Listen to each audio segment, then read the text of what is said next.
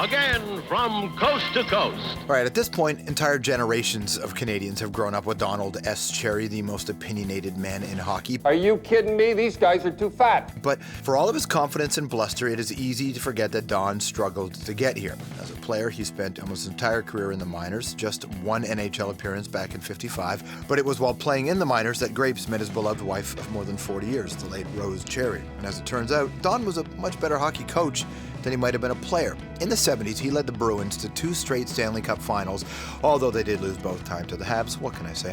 In 1980, he was hired by the CBC as a short-term fill-in hockey analyst, and 32 years later, well, he's the fixture on Hockey Night in Canada, where he has generated controversy on, well, pretty much everything. Most of the guys that wear them are European or French guys. The do-gooders, the whiners, and the ones on TV, and the ones that are writers they can't understand. You've won again. Now, throughout, Don has remained an outspoken advocate for tough physical hockey. It's a tough sport.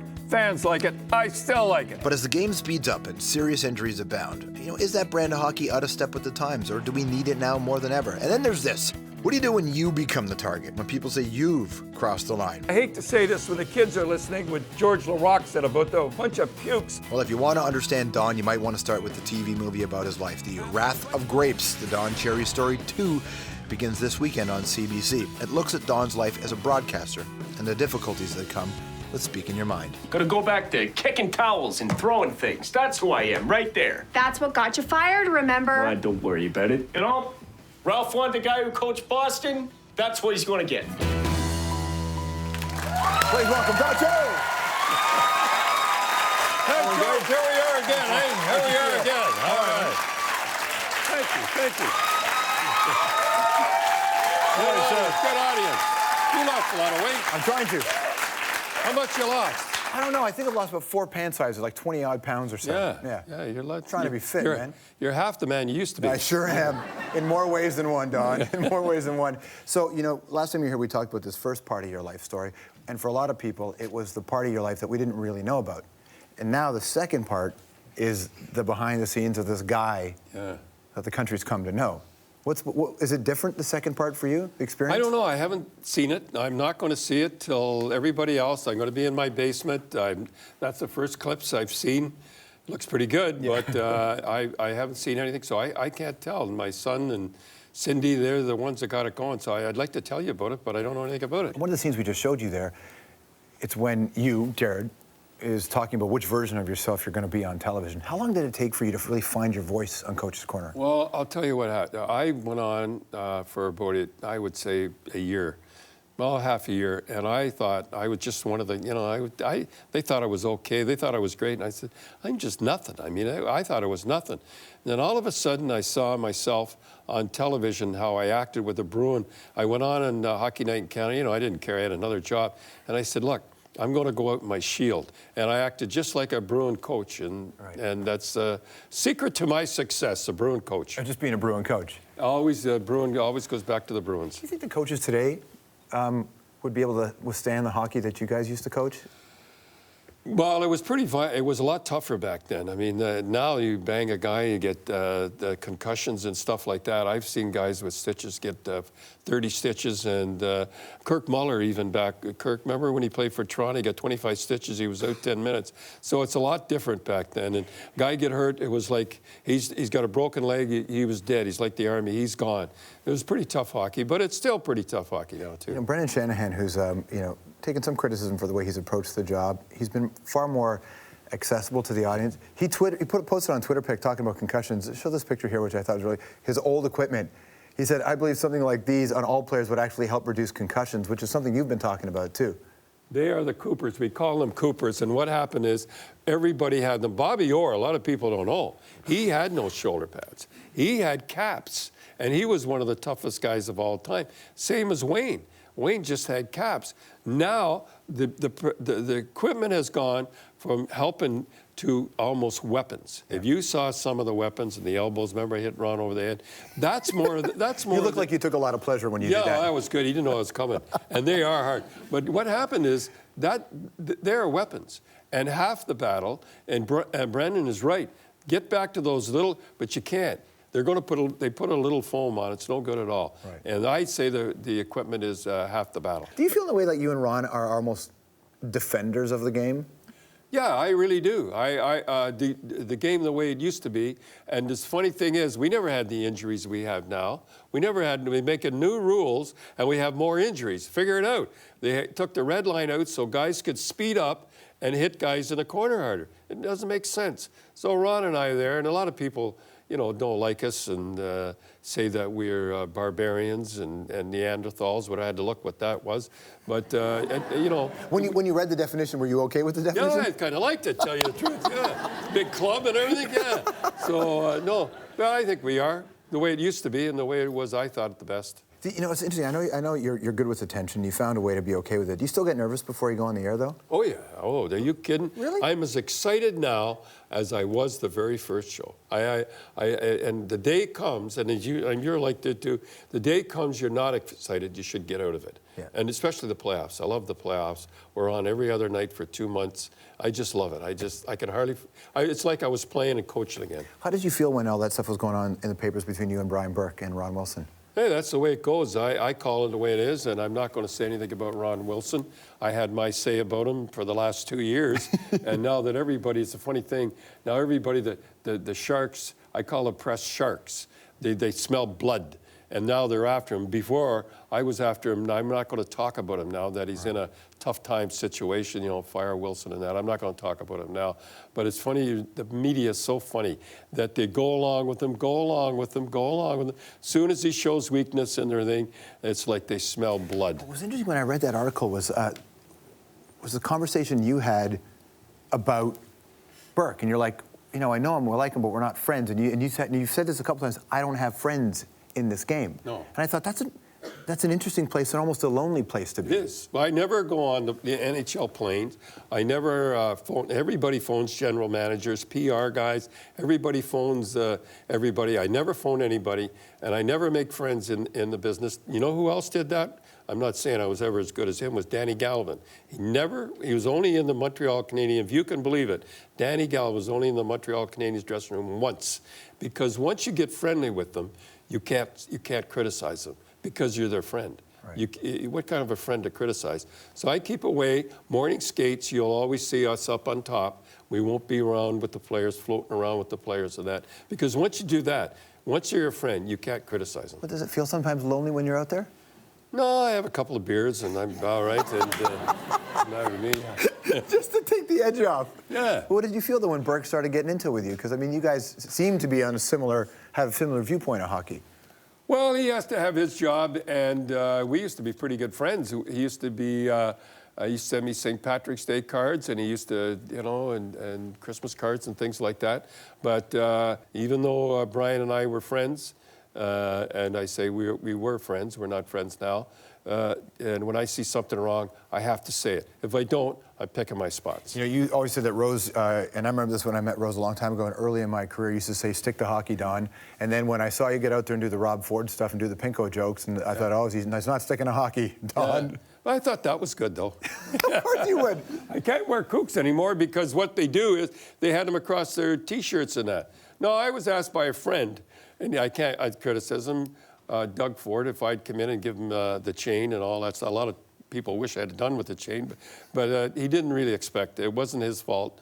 But I got a little carried away when I saw some of the left wingers with their backs to me. So that's, you want to play with a bull, you get the horn. And that's what you're doing. And that's what I got. So who do you define as a Pinko? Pinko? A Pinko that is not right wing. So that's everybody that isn't right wing. No, I have my thoughts. I'm not easy on crime. The Pinkos are easy on crime. The victim is treated worse than the person that did it. I'm very strong on that. Well, I think Pinkos might suggest that it's not about being easy on crime. It's about being aware of some of the causes of society. And everybody's on the police. Now it seems to be the thing to do to be on the police. But those people that are on the police would be the first ones to call the police if something went wrong. That's what I think. And all those people, and you asked me a question. Yeah. I'm telling you a question. Those people that are very upset, most of them, that were caught downtown, and when the riot was on, what were they doing downtown? They're looking for trouble, weren't they? No, they're allowed to protest. You're allowed to protest. Well, you're allowed to protest, break windows or not.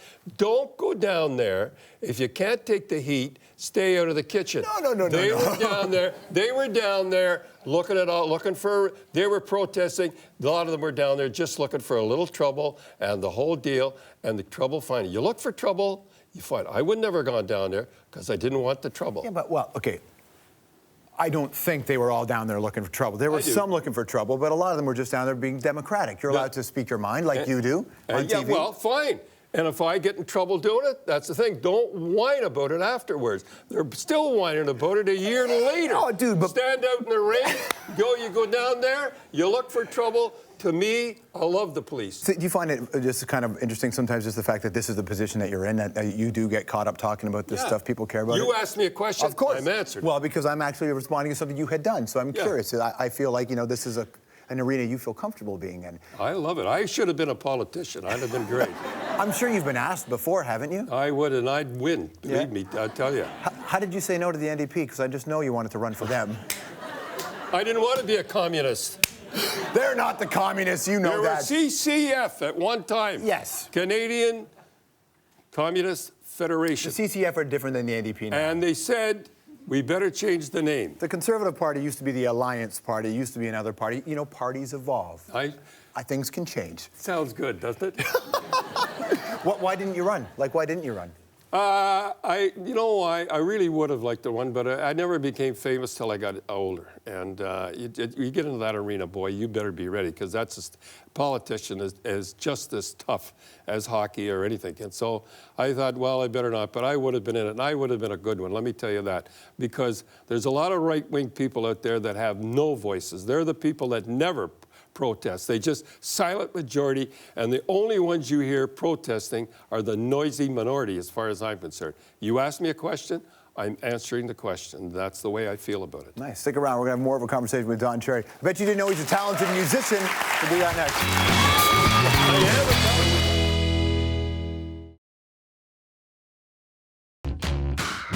If I said they're 30th or 30th, it's either one thing. I don't think I'm this important.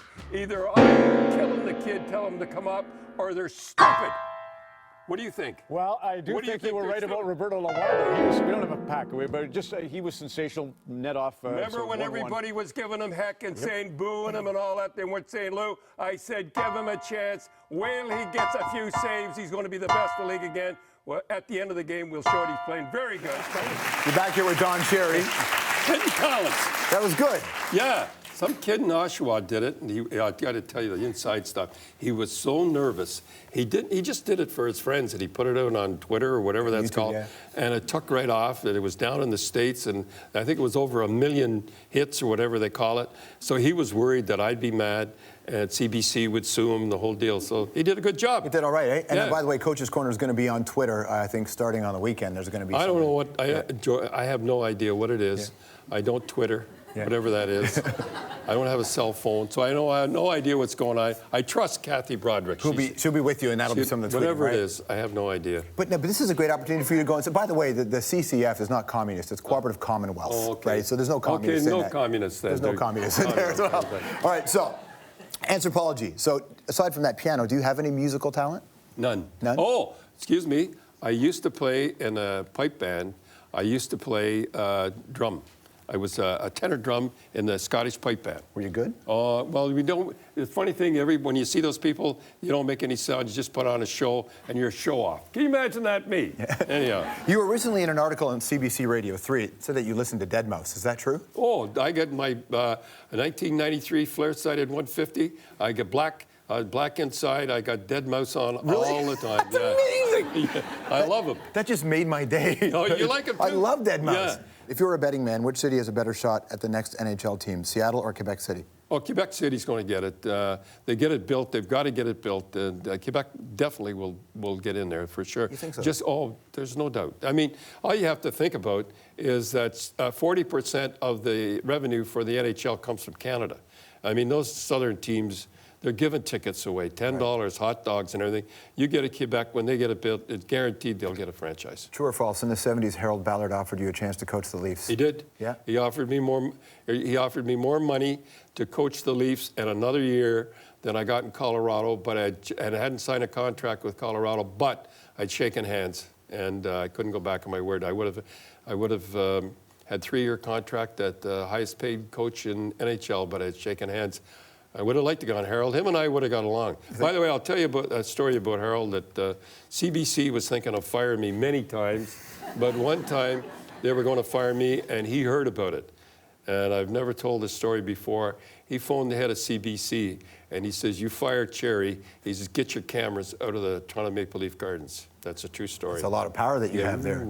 How's your relationship with McLane, Ron McLane, changed over the years? Well, it's a funny thing. Everybody thinks we're buddies, and you know, we hang around together.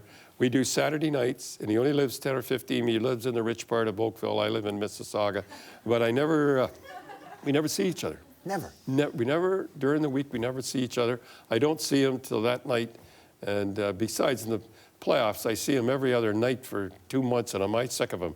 But do you ever feel lonely? Do you have those solitary moments where you go, I'm a really public guy, but I don't see the guys that I know? No, I'm not lonely, but I don't have really any friends that I say, let's go fishing with, or let's go to a movie. I go with my wife, Luba, and her and I, that's it. And I don't feel lonely. Like I said, I have a couple of beers and I'm happy. Okay, what's your rapid fire analysis? I'll name players. I want your gut reaction. Phil Kessel. Put the puck in the net. Somehow they said that he was intimidated. I don't see him intimidated. A 30, 40 goal scorer all the time. Sean Avery. Well, Sean's out of the league now, and it's a sad situation. He's a good hockey player, but he's a jerk. Sidney Crosby. Best hockey player in the world. He can do everything. He's just got to stop trying to think he's a tough guy, and he'll survive. Ron McLane. Ron McLane? Technically, he's a player. He's a ref. Well, he's not bad. He's a good skater, but he's as a hockey player, he's a good weatherman. You can see The Wrath of Grapes, which is the Don Cherry story, the second part of it, part 2, and it's going to be on CBC television. I think the first part is Sunday at 8 o'clock, and then concludes the following Sunday, also at 8 o'clock. It's good to see you, man. Thank you so much. Thank you. Don Cherry. Thank you. Thank you. We'll be right back.